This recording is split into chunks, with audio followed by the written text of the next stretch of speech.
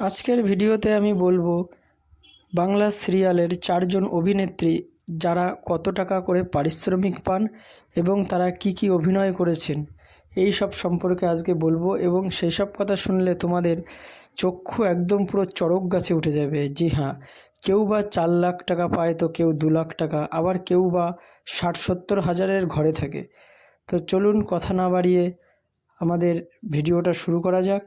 এবং এই 4জন নায়িকা কে এবং তাদের নামই বা কী সেই সব সম্পর্কে আজকে দেখে নেওয়া যাক। আর প্রথমতে আমি যার কথা বলবো, যিনি 4 নম্বর স্থানে অভিনয় করে আছেন, তিনি হচ্ছেন তৃণা সাহা।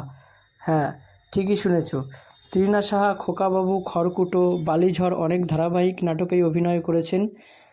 এর মধ্যে তিনি সবচেয়ে জনপ্রিয় এবং দর্শকের মন জয় করেছেন খোকাবাবু সিরিয়ালে।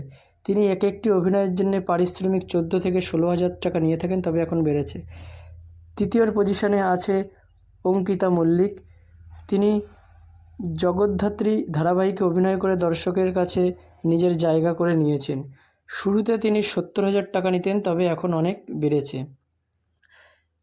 এবং দ্বিতীয় নম্বরে আছে মানালি দে।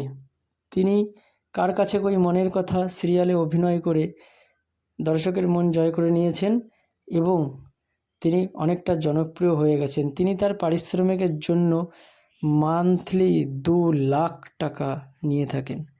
হ্যাঁ, তোমরা ঠিকই শুনেছ, একটি সিরিয়ালের পারিশ্রমিকের জন্য তিনি মান্থলি 2 লাখ টাকা নিয়ে থাকেন। তার জনপ্রিয় এতটাই বেশি। এবং সর্বশেষ যিনি রয়েছেন এবং সর্বোচ্চ হায়েস্ট, তিনি হচ্ছেন সোলাঙ্কি রয়। তিনি শুধু অভিনয় না, তার খুবসুরতির জন্য অনেকটা জনপ্রিয়তা অর্জন করেছেন।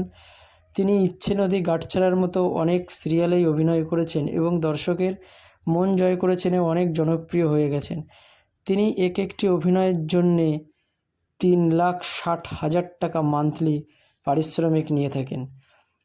তাহলে বুঝতেই পারছ, 3,60,000 মানে একটা দুটো না, অভিনয় জগতের মধ্যে নায়িকাদের মধ্যে তিনি সর্বশ্রেষ্ঠ এবং সর্বোচ্চ পারিশ্রমিক নিয়ে থাকেন। তিনি তার